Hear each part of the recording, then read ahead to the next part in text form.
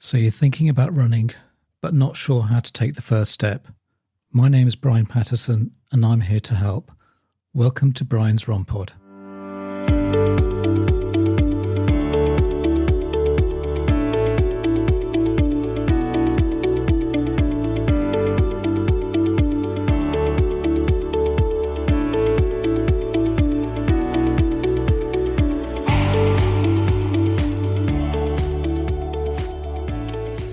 Well, welcome back to another episode of Brian's ROMpod, where we dive into the extraordinary careers of some of the greatest athletes in Olympic history. And today we're shining the light on a Finnish long-distance runner, Lasse Viren. Plus, we are going to be looking at the history of the kettlebell and how using this piece of equipment can enhance our training. Also, we're going to be looking at floats, not the ice cream kind or the water kind. I'd also like to take this opportunity to say how lucky I have been to have some wonderful guests on the show. We had Lucy Tomlinson, a Pilates instructor, Tamsin Burnland, who gave us an insight into what it's like to be coach, Joanne Hart, who provided us with some advice about nutrition and her journey to becoming a nutritionist. And then we delved into the world of psychology and running with Katie Kennedy.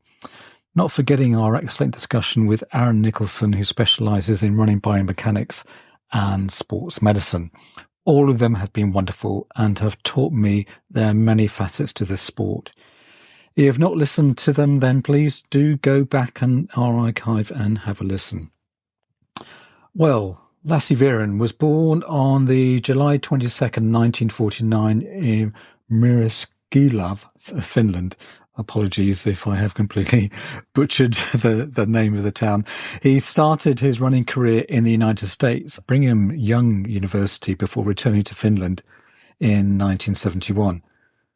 He made his international debut at the European Championships in Helsinki, and his performance was overshadowed by fellow Finn Juan Vartinen. However, Finn's talent was undeniable, and he soon broke Vartinen's Finnish record at 5,000 metres. Viren's breakthrough came in the 1972 Summer Olympics in Munich. As a dark horse in both the 5 and 10,000 metre events, he surprised everyone by winning gold medals in both. In the 10,000 metres, Viren even broke the world record despite falling on the 12th lap. His determination on a parallel kick propelled him to victory. Lasse Viren became only the 4th athlete in history to win the both 5,000 and 10,000 metre events in the same Olympics. His victories placed him in the same league as running legends like Hans Kuhlemann, Paavo Nurmi and Valtteri Tola from the 1920s. Viren's incredible performance solidified his position as one of Finland's greatest athletes. The summer in the 1976 Summer Olympics in Montreal saw Viren's glory continue.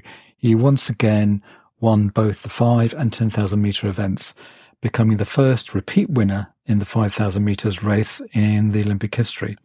His dominant display of front-running and devastating kick in the last few laps left spectators in awe.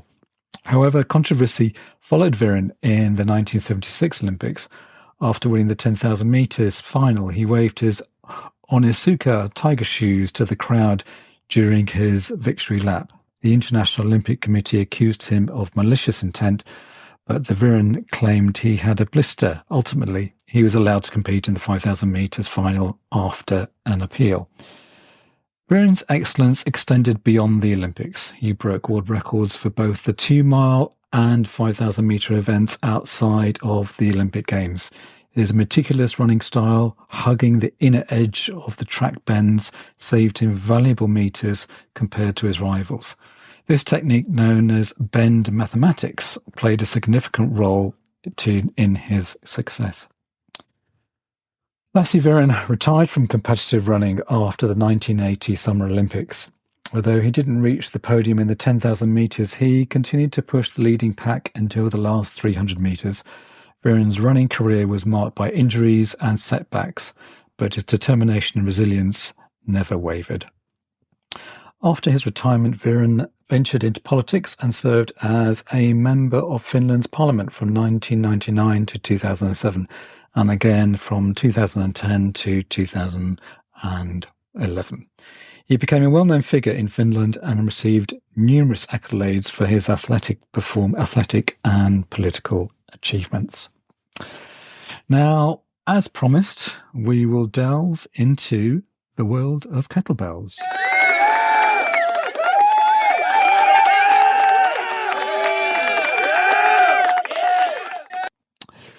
Well, kettlebells have their roots in ancient Russia, where physical strength held great importance.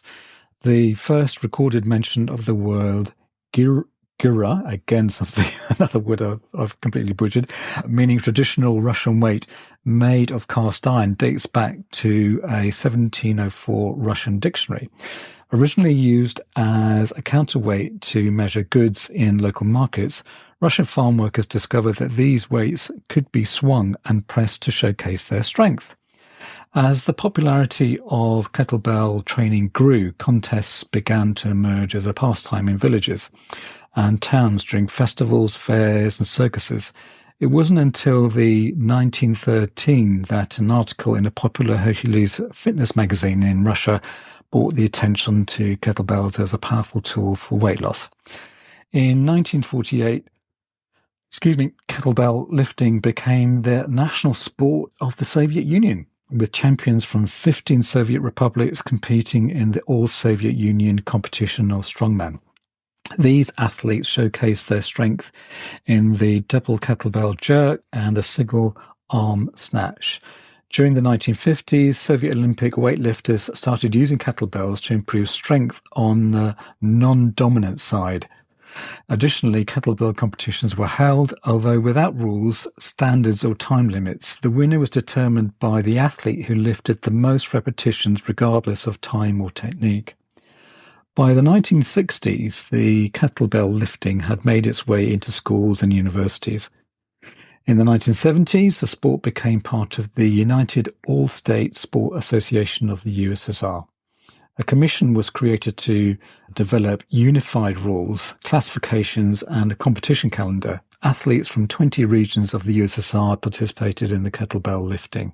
In 1981, the USSR government established the official Kettlebell Commission, mandating kettlebell training for all workers as an effective way to enhance fitness and productivity.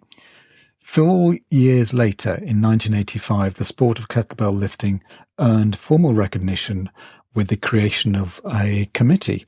Kettlebell sport, known as Girevoy sport in Russia, became an official sport with regulated rules and regulations.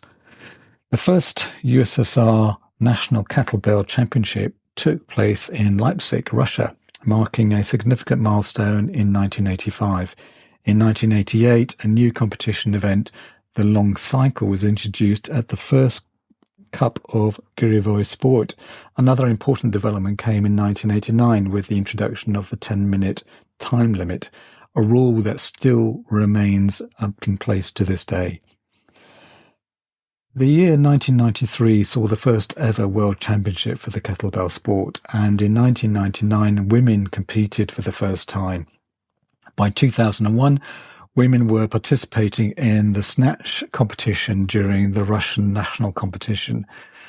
Today, kettlebells are utilized worldwide in various athletic disciplines, martial arts, and general fitness training. Although exact statistics are unavailable, it is clear that the number of people using kettlebells in homes, gyms, and sport clubs is steadily increasing.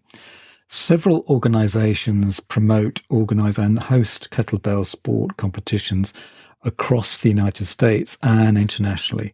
The International Kettlebell and Fitness Federation, Orange Kettlebell Club, World Kettlebell Organization, American Kettlebell Alliance International, and the Kettlebell Sport World League, among others, play a vital role in advancing the sport.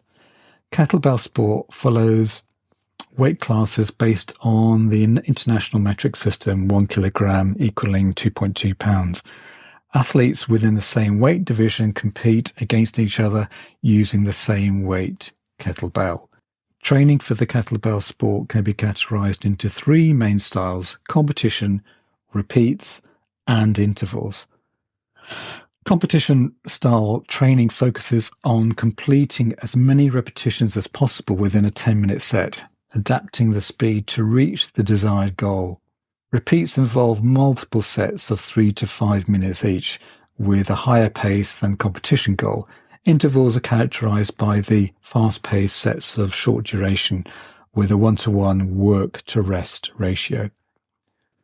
As we conclude our exploration of the history of kettlebells and kettlebell sport, we can appreciate the profound impact the ancient Russian weight has had on physical fitness and strength training. From its humble origins as a simple market weight to its establishment as a recognized and regulated sport, kettlebells have become a staple in the fitness world wide.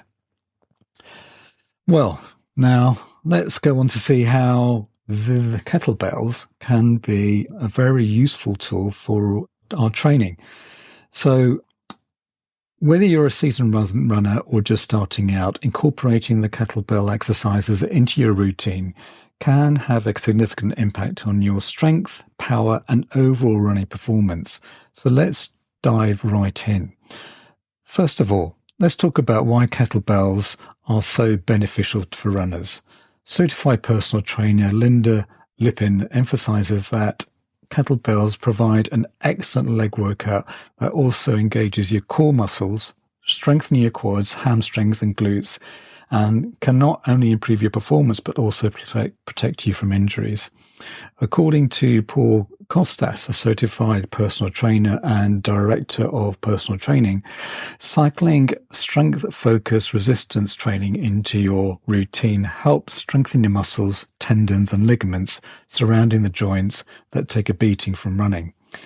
This injury prevention aspect is crucial for any serious runner, but it's not just injury prevention. Kostas explains that the kettlebell exercises can also enhance your power and help you pick up your pace. By complementing your endurance training with resistance, you're able to push off with more strength, strengthen your stride, and become a better and faster runner. Now that we have an understanding, let's talk about how to choose the right kettlebell weight. As a starting point, women can aim for weights between 18 to 26 pounds, while men can aim weights between 35 to 44 pounds. However, these are just averages, and you should adjust based on your fitness level and comfort with the kettlebells. Now let's move on to some specific kettlebell exercises that target different muscle groups in your legs, and we will provide links within the show notes to all these exercises. So we'll start with the quads. The goblet squat is you hold the kettlebell by the handle with the bell on top and hold it at chest height. Stand with your feet slightly wider than hip width apart and squat down.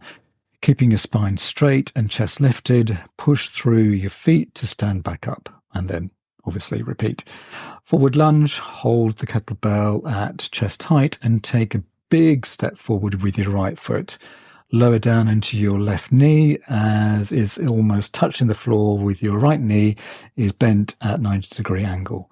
Press through your right heel to stand back up and repeat on the other leg. The lateral lunge is hold the kettlebell at chest height, take a wide step to the right, bending with your right knee, and then keep your left leg straight. And then push your right foot to stand back up and repeat with the left leg. The side step up, hold the kettlebell with your right hand down by your side, step onto a stair or platform with your right foot and driving through your right leg to stand up, and bring your left knee towards your chest and then lower yourself back down and repeat and switch sides. Now let's move on to the kettlebell exercises that target your hamstrings and glutes. So there's the single leg Romanian deadlift. Stand with the kettlebell in your left hand, shift your weight to your right leg and hinge at the hips, sending your butt back while keeping your back flat and core engaged. Lower until you feel a slight pull in your right hamstrings and then drive through your right foot to stand back up and then repeat and switch sides. The kettlebell swing, stand with your feet slightly wider than hip width apart, and kettlebell a few inches in front of your feet. Hinge at your hips and grab the kettlebell handle with both hands. Now swing the kettlebell up in front of your chest by thrusting your hips forward and squeezing your glutes. Then repeat. The weighted bridge, which is you lie face down with your knees bent and your feet planted on the floor. Hold the kettlebell on top of your pelvis and press through your heels to lift your hips straight up and lower back down, and repeat. Again, as I said, I'll include links within the show notes. The deadlift is stand with your feet slightly wider than hip width apart and bend your knees slightly hinged at the hips and pick up the kettlebell by the handle with both hands and drive through your feet to stand back up, and repeat. So to create a well-rounded lower body workout, you can choose any 3 quad exercises or any 3 hamstring and glute exercises and arrange them in a circuit. Perform 10 to 15 reps of each exercise in any circuit for 3 rounds. Remember, if any of these exercises feel uncomfortable or do cause pain, stop doing them and consult an expert. And finally, depending on your training schedule, aim to include a kettlebell leg workouts 1 to 2 days per week if you're in season, or 2 to 3 days a week if you're not. So that kind of wraps up our section on the kettlebells. I really do hope that you found this information quite valuable and feel inspired to incorporate kettlebell workouts within your training. So, but now moving on to floats.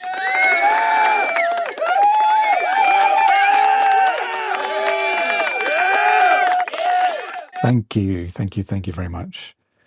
Well, now, in one of my previous interviews with Tamsin Birdland, she talked about floats as part of her training. The float sessions I thought were amazing. Float. Yeah, so you basically over the course of, I can't remember now, probably about 15, 20 minutes, you cycle between quite a hard pace and slightly sort of easier pace, but not an easy pace. So you're never actually getting back down to recovery. And I mean that. Yeah. When I saw that session, I thought, how the hell am I going to do that? But actually, it's one of those type 2 fun, isn't it? Once you've finished, you think, oh, that was really good. Yeah. Well, today I thought we might explore that type of training in some detail. While many runners and coaches focus primarily on fast repetitions, the recovery periods can actually have a significant impact on the effectiveness of the workout. According to the University of Houston cross-country coach Steve Magnus, manipulating the recovery portion can dictate how you feel during the actual running segment. By visualizing the recovery as a float, a quality aerobic pace that is slower than the tempo but faster than a jog, runners can achieve a wider array of benefits. Top coaches from around the world have been employing this strategy for the years. Australian coach Pat Cloese worked with former marathon world record holder Rob Deek de Castella using a workout called Deek's Quarters or Aussie Quarters. This involved an 8 times 400 meters with 200 meter float recoveries at a pace closer to de Castella's anaerobic threshold. Similarly, Australian marathon Stephen Moneghetti co-developed a workout known as the Mona fartlek, which consisted of fast repetitions with equal duration float recoveries. By straddling this anaerobic threshold during the repetitions and staying just below during the floats, Moneghetti pushed up his threshold and improved his race performance. Famed marathon coach Renato Canova also advocates for quick recoveries, prescribing a recovery segment of 1 mile at a slightly slower pace than the marathon pace during the workouts. This helps runners learn to better deal with the byproducts of fatigue. The benefits of these quick recovery intervals are manifold. They teach runners to clear lactate while running at a high anaerobic pace, which is crucial for 5K and 10K runners. Additionally, blending different paces together in a workout allows runners to target multiple capacities, improving overall race performance. Quick recovery segments also prevent runners from pushing too hard on the fast repetitions, reducing the risk of injury and allowing beginners to gradually build their capacity to work. It also helps runners develop the skill to recover and maintain a slightly slower than marathon pace during longer races, such as marathons and ultramarathons. Now that we understand the benefits, let's explore some sample workouts that incorporate quick recovery intervals. One example, as we said, was Aussie quarters, 8 times 400 meters with a 200 meter float. Recovery aim to average near your anaerobic threshold pace during the fast portion while maintaining a quality pace during the float recovery. Another popular workout is the Mona fartlek, which involves faster repetitions of different durations with the equal duration float recoveries. This workout can also be easily adapted to fit your fitness level and can be performed anywhere. For longer workouts, try the half-mile alternations. Alternate a half-mile on with a half-mile float for a distance of 4 to 12 miles. So this is obviously for maybe if he was a more experienced runner. And as you get stronger, increase the total distance gradually and aim for the alternations to average out your goal race pace. You can also incorporate marathon pace repeats into your training. Run repeats of 2 or 3 miles at marathon pace with a 1 mile recoveries of 20 to 30 seconds per mile slower than your marathon pace, and gradually increase the total number over a number of weeks. Remember, these workouts are just examples, and you can get creative and design your own workouts using different distances, time intervals, landmarks, or topographic features. They are key. The key is to shift your mindset to focus on running the recovery sections faster, while emphasizing the quality of the pace. By rethinking the recovery intervals in interval workouts, runners can achieve a wide range of benefits and improve their overall race performance. So the next time you're planning your interval workout, don't forget about recovery portion. Give it the attention it deserves and watch your running performance soar. That's it for another episode, and looking forward to speaking to you next week with some beginner hints and tips about running. I just want to let you know that you can follow me on X, or what was known as Twitter, at Brian's Rompod. I have just recently set up a Facebook page which is called Brian's Rompod, and I am on Instagram at Brian's Rompod. Also, my website is www.briansrompod.co.uk, where you can get show notes, or on whatever podcasting app you are listening to the show. Plus, all my episodes have chapter markers if you need to get to different segments of the show. Plus, leave a review, as it will help others find this podcast. Music is Happy Day by Stock Audio, not forgetting artwork by Alice Patterson. Till next week, thanks again for listening.